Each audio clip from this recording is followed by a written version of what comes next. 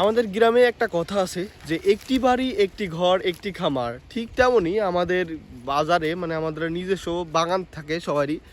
উঠানে আঙ্গিনে একটা করে বাগান থাকে, যেমন আমার পিছন দেখতে পাচ্ছেন ওইখানে আলু গাছ লাগানো, এইখানে পেঁয়াজ গাছ লাগানো, ওইখানে বড় পেঁয়াজ লাগানো, এবং এই যে দেখতে পাচ্ছেন এইগুলা সব রসুন।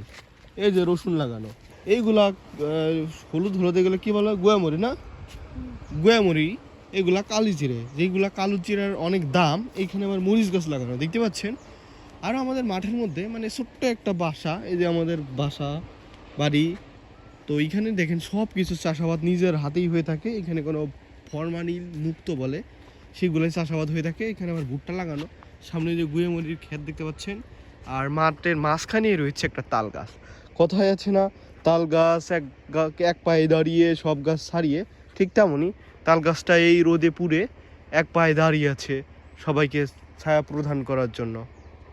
যত সবজি ফলমূল যা আছে সব নিজের হাতেই চাষাবাদ করে থাকি আমরা গ্রামের মানুষ।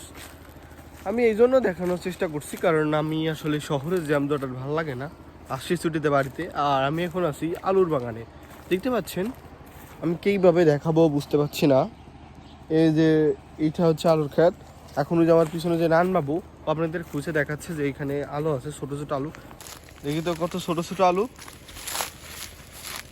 এগুলাকে ঢাকা শহরে নতুন আলু বলে, বাট এগুলো এখনও ছোটো ছোটো রয়েছে, এগুলো এখনও বড় হয় নাই।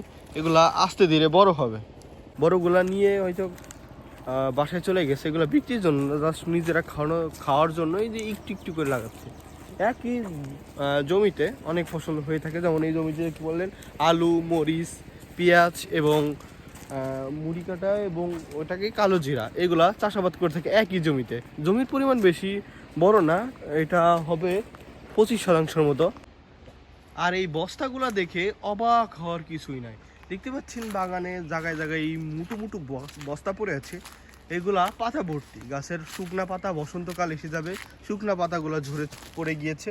এগুলা আমাদের গ্রামে জ্বালানি হিসাবে ব্যবহার হয়ে থাকে, কারণ কিছুদিন পরেই বর্ষাকাল আসবে, তখন খড়ি, পালার খড়ি, যে কাঠ খড়ি, ওইগুলা ভিজে থাকে, এজন্য বস্তাবন্দি করে এগুলা মাথায় উঠে রাখবে। যখন বৃষ্টি হবে তখন এগুলো নামায় আস্তে আস্তে সবগুলা জাল দিবে।